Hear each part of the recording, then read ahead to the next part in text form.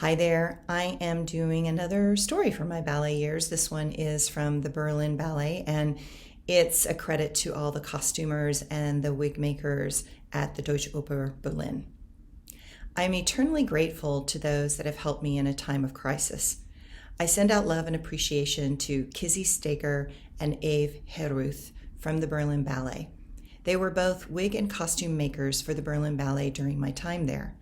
Those ladies in that department had so much that they had to do during and before and after performances. Both of these amazing ladies went above and beyond the call in very different ways.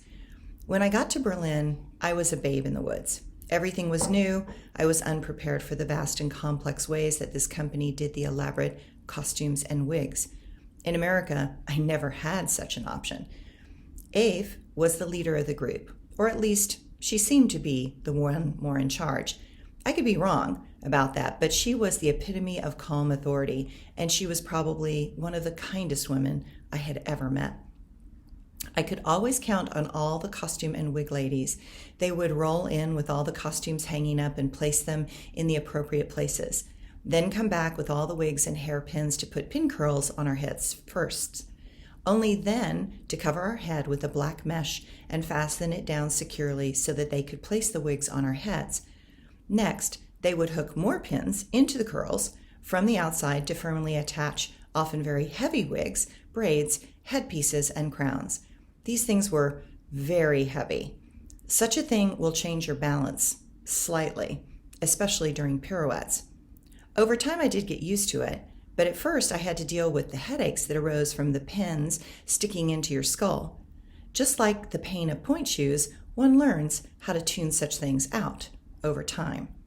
While you think costumers are important, I realized how intense their job was over time.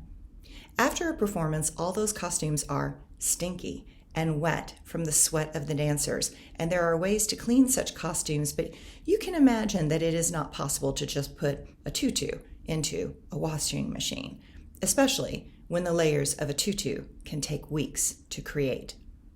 The many creative solutions to cleaning our costumes are too vast to even begin to recount here, but those ladies are more important than just that. They hear everything. They know what's going on. They are very tight-lipped, but they also have been dancers from their younger days and know the pressures that we impose upon ourselves and the competition that can happen and how those things may impact our performances. In so many ways, those ladies saved my life and career, and I mean literally, and we will go into that in some future chapters. They taught me how to knit, the German way, of course. They were laughing at how I was knitting and took it upon themselves to show me how to do it faster. They also reminded me that only God was perfect, so in all sweaters one must put one small error in for humility, which I did for many years. Now I just don't knit anymore. But as a dancer, we were always making our own leg warmers and sweaters to keep us warm. On my very first performance of Giselle, I was being a Willie in the second act, at the back, stage left, in a corner. I am wearing black leg warmers under my long flowing tutu. The first sequence is for the Queen of the Willies to call us up from our graves, and we slowly, in a spooky way, walk in from the wings like a deathly army of women. We have a veil over our heads to symbolize that we are dead and coming out of the grave to dance.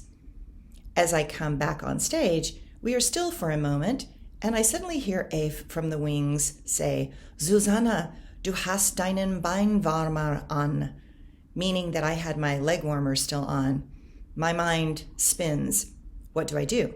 Do I walk off the stage? Do I keep them on? No and no. So I carefully pull up my foot and grab one leg warmer off and throw it into the wings. Then I change my leg position and pull the other leg warmer off and throw it into the wings. I only hear one person chuckle in the audience. Let's just say that I never wore leg warmers to warm up before a show again, or I never forgot to take them off again. Thank you, Eve. At a certain point in the Berlin Ballet, I began getting put into some better roles, and the competition in climbing the ladder is fierce in a German opera theater. And that allows for jobs to be very secure. And it also becomes difficult to fire people the longer one is there. That gives the German dancers security, and usurping that structure would cause some stress within the ranks. In Germany at that time, they had zero unemployment. That meant that if you wanted to change jobs or careers, the government would pay to train you for that job change. It was a fabulous system. You can imagine that many dancers, as they retired, would go into costumes, wig making, stage crews, dance teachers, etc., and they would pay you a wage to get retrained while you were studying and becoming competent in another job. It was a great system, and one that we should adopt. There was a period of time that I was getting more solo roles and demi-solo roles, and someone in the ballet was feeling threatened by my rise in the ranks. I have my suspicions as to who it was, but I could never catch them in the act. What they were doing was messing up my quick change area. That meant that when I come off stage and I have to do a very fast costume change, the costume ladies set up booths just off to the side of the stage. In such moments, it is a real rush. The costume ladies are rushing to get each dancer out of one costume and into the next costume. New wigs, new headpieces, you can imagine the fury. The dancers are trying to touch up makeup, put powder on to take the shine off from sweating, and put new shoes on and get back out to the next entrance.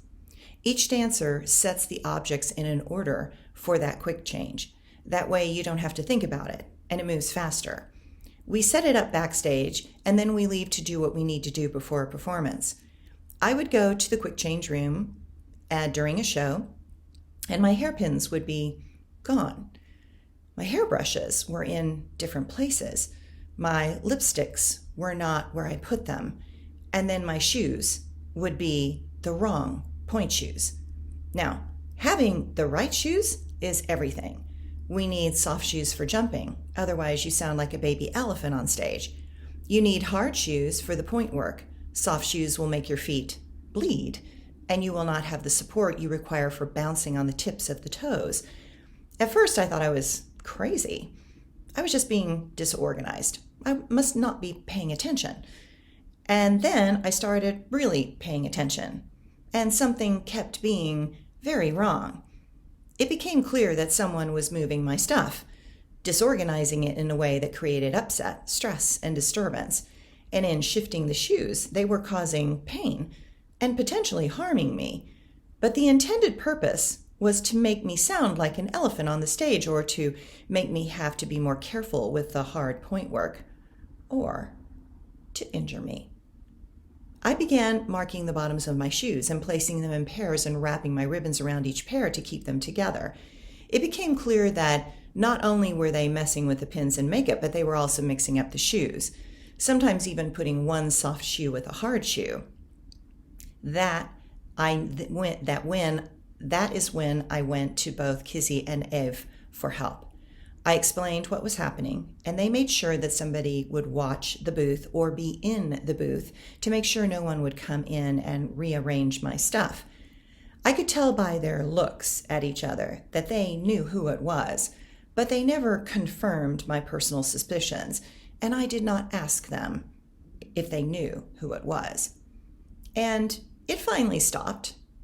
After a time, whoever it was gave up, and we did not need to continue the effort.